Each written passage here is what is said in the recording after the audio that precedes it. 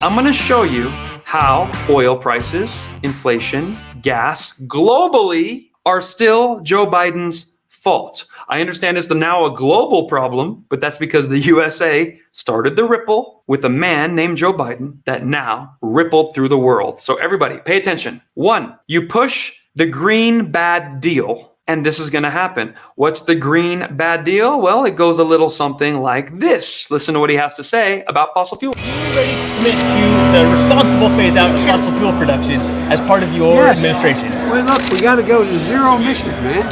Zero emissions. Zero emissions. And we can. It's within our wheelhouse. And the answer is yes. The answer is yes. And so that means the responsible phase out of fossil fuel production in this country? Have you had a chance to see my plan? Responsibly phasing out fossil fuels, part of the green bad deal. So don't let him tell you he wasn't doing that before he even ran. He was talking about this. As he ran, he talked about this. And then as soon as he got into the presidency, was installed there, he immediately started signing paperwork to make true. When someone tells you something, believe them. What did he do next? He stopped the oil pipelines. He stopped the fossil fuel production. He did what he said. And it went a little something like this. Even our Australians down under understand what's going on, but part of our own people right here have no clue. But first, let's check in with the leader of the free world, who is blaming everything and everyone for his administration's many failures, including the US's energy crisis. Remember, the US was a net energy exporter under President Trump, but under Joe Biden, who in his first day in office cancelled the permit for the Keystone Pipeline, well, there's an energy crisis. Biden loves to blame external factors beyond his control for this self-inflicted mayhem, but what is happening is precisely what he said would happen during the 2020 presidential campaign. He promised to slash emissions and kill fossil fuel projects. Would there be any place for fossil fuels, including coal and fracking, in a Biden administration? No, we would work it out. We would make sure it's eliminated. No more drilling on federal lands. No more drilling, including offshore. No ability for the oil industry to continue to drill, period. I guarantee you, we're going to end fossil fuel. What about, say, stopping fracking and stopping new pipeline infrastructure? And No new fracking. We are going to get rid of fossil fuels. I've argued against any more oil drilling or gas drilling on federal lands. No one's going to build a coal-fired plant again, and we're going to get rid of the ones we have now. Have a transition from the oil industry, yes. Would you be willing to sacrifice some of that growth, even knowing potentially that it could displace thousands, maybe hundreds of thousands of blue-collar workers in the interest of transitioning to that greener economy? The answer is yes. Well, elections have consequences, as do mad green policies, something Australia is going to find out. But back to President Biden, who this week was blaming what he calls the Putin tax for soaring gas and food prices. I understand Americans are anxious, and they're anxious for good reason. I was raised in a household when the price of gasoline rose precipitously. It was the discussion at the table. It made a difference when food prices went up. But we've never seen anything like Putin's tax on both food and gas. At least he was lucid there when he was lying through. But you can't say that about his performance on the Jimmy Kimmel Show, which started badly and got worse.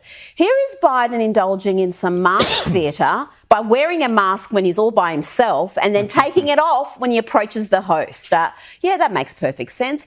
Biden then went on some bizarre rant about biracial couples on TV and bragged that his administration had done a lot of great stuff. They're just bad at communication. Oh, I'm serious. You turn on the TV, look at the ads. When's the last time you saw biracial couples on TV? When's the last time you saw the way, people are selling products, they do ads to sell products.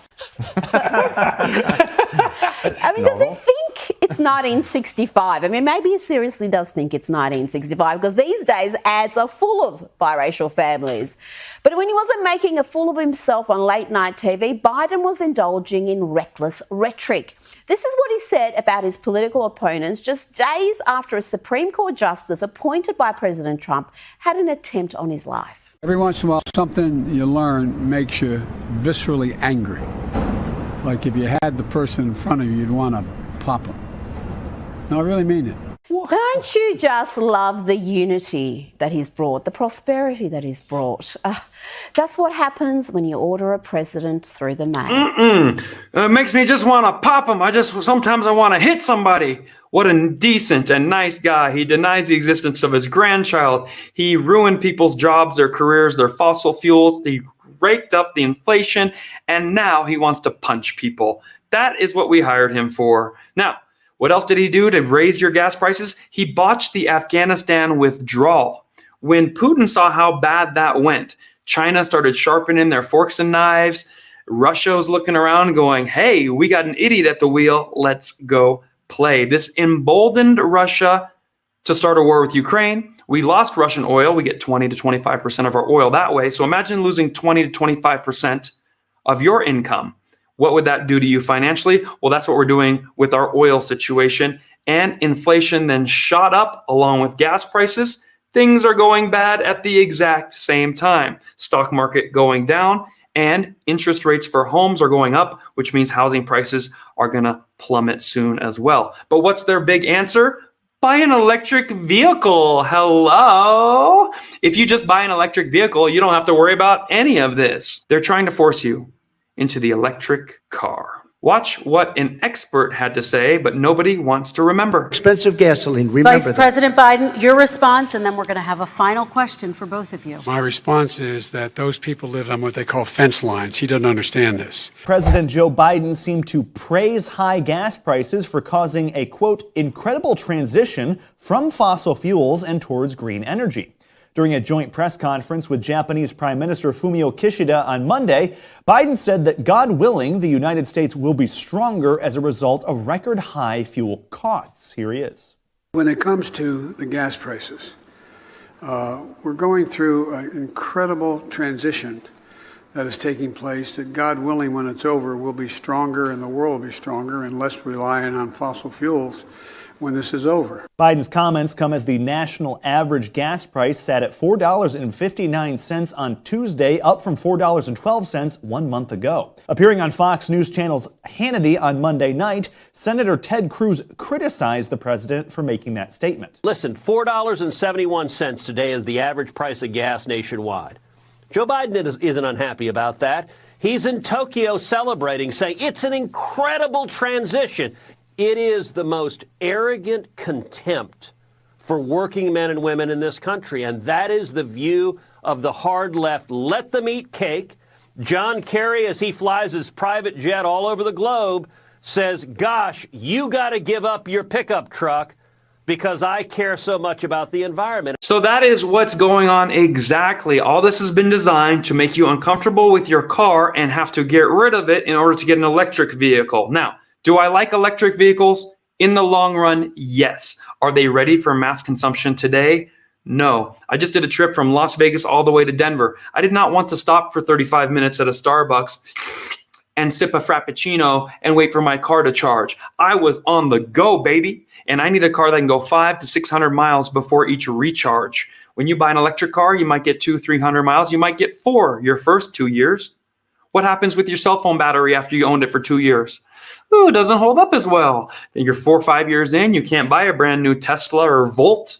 And now you can only get 180 miles on each charge. Ooh, things are getting weird. The bottom line is electric vehicles eventually will be the future. Less emissions, always good. But what does it take to make an electric vehicle? More pollution, more mining, more disruption to the environment. And when it's time to dispose of the battery, as of today, net, you have worse environmental reactions due to the electric car than the old standard.